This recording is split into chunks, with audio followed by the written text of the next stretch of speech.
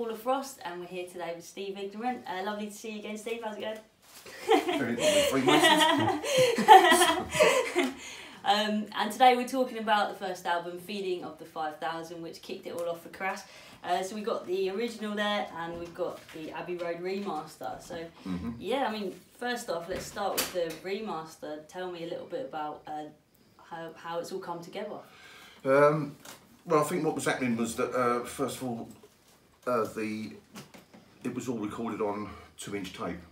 And I think over time it started to deteriorate, so we were like, Penn was getting really worried that it would, you know, just disappear forever. And and also really listened to it, because before this there was the Crass collection that was on the CD though. Yeah. And what Penn discovered was that, because it's, you know, it's digital now, there's so much more you can do. He enhanced everything on it, like remastered it, so that you could hear the bass more and all that sort of thing. But with this, what he decided to do, and I agree with it, you know, was that it would get it as close as possible to the original. So, but still with the enhancement, but getting it as close as possible. So that's what we try to do, is just, you know, reissue it. Yeah, and also there's another bit side to the story as well, that we had a bit of trouble with the label we were on, and we couldn't really do anything about it. We tried, but we couldn't do anything about it, so the decision was made to just go ahead and press it with someone else, which is what we've done. So, because there was all these arguments going on, I'm not sure how much I'm allowed to say about it. But, okay. Yeah, people will fill in the gaps. Yeah, sure. Well, did you pop into Abbey Road at all? No. No, not your stuff. No. So there's a little bit of a difference between the two covers. I mean, so this one says "Pay no more than £2," and this one says "As it was in the beginning." Yeah. Did you have any say on that, or do you know anything about that? No, it's you know, I remember saying to Penn and G, you know, if you're redoing it with the original artwork, what are you going to do about it, Pay no more? You're going to sort of raise the price up, and he went, no, we'll sort of do something different. So yeah. I mean, it's a shame. Love to be able to do it, obviously at the price it was originally out, but it's just not realistic. You know, it's not feasible. So on this piece of artwork here, do you remember at the time how it all came about when you guys decided together about like the stencil and yeah, the stencil we'd already agreed on, and G decided to come up with the artwork. If you went to Doll House now and you went through a lot of the books, you'd come to pages where there are things cut out of it. Like for example, the soldier. I can't quite see him. I've got my glasses on. There's the soldier here. No, there's another one standing somewhere. Him. Yeah. He's cut out of a book. I remember that. That was a road safety seatbelt thing that was all over the place. Huge hoardings of it. Yeah. And I think these guys came out of a book as well, Round the Fire. But the rest of it is like G's artwork. Yeah, the kid. That's something that's meant to be G. Oh, okay. Illustrate, you know, it's a thing from her childhood when she used to have this dream where she was jumping between two worlds or so. It was a recurring dream she used to have, so that's, you know, that's why that's on there. Because people have often said, why is that kid rising up into the air? And it's like, you know, I don't know. So yeah.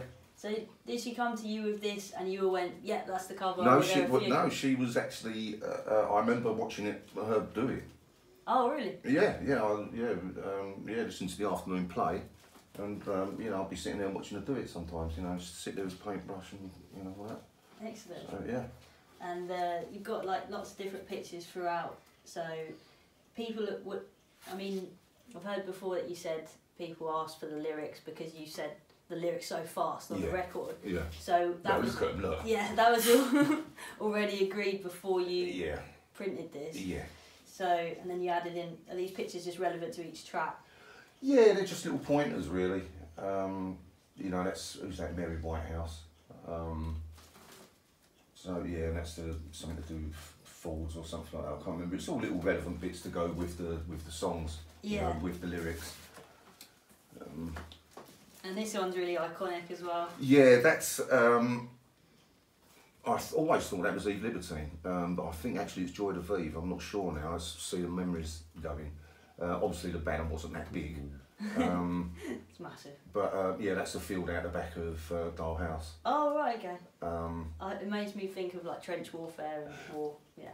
That kind of thing, isn't it? Yeah. Yeah. It was just sort of different. You know, we didn't want a picture of a nuclear bomb going off or anything like that. No. See, and that. We've got this one. Yeah. Yeah. See, that was. This photograph was taken by a guy, I can't remember, but he was a French guy, and we actually asked his permission to use it. Oh, okay. And he agreed to it, yeah, but it's always, you know, obviously it's your country needs you, it should be kitchen and pointing with the finger, but, you know, obviously, Crass being Crass, we use that, so very poignant. Yeah, amazing. Proud of that, but I would not have it hanging up on my wall. Looks like someone's had this hanging up for eating breakfast, like. Yeah, no, it wouldn't do if you go up the top, would it? And is this taken in the London Underground, or is this? No, that's just all the stencils that we used to do. I think we just got a bit of paper and just sort of sprayed it on there. You know, it's a bit of a filler really. So it's, and then obviously these are the comments that we had. Obviously these reviews came out after. Yeah, from Bushel and what's his face. Yeah. That miserable bloke. What's his name? Tony Parsons. Tony Parsons. Yeah. Right. Okay. Right. This.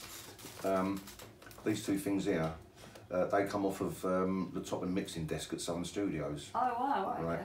So I'm at Southern Studios one day, and the whole thing was there. I was like, fuck, you chucking that out? Yeah, I went, can I have it? I went, yeah. We didn't record feeding on it, but we did record stations, and we did do the bullshit detectors for it as well.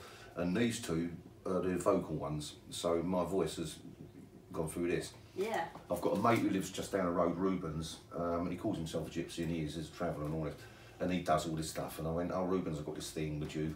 He went, yeah, I'll do that. I said, I'll do something for you, and I explained to him what it was. So he comes up with this idea, right? And if you do that, it's just an ambient light. Right, okay. Right? And, but if you do this... Oh, right, picks up your voice. Hello. So, that's cool. The thing is, when you're recording, it shouldn't go into the red. So me and Rubens decided we'd call it the bullshit detector. Wow. Because if he goes over the red, you're talking bullshit. Ties in well with bullshit detectors. That's a beautiful thing. Rubens, yeah, check him out. I can't remember what his website is, but it's Ruben Leatheridge. Yeah. Yeah.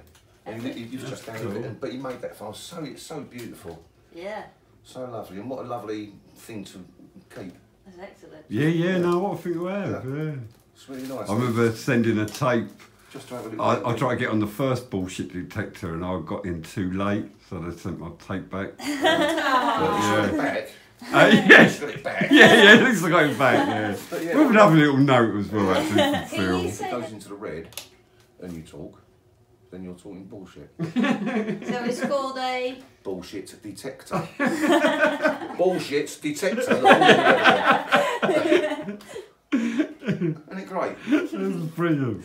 Yeah, and it's the only one of its kind. Wow. Yeah, thank you, Rubens.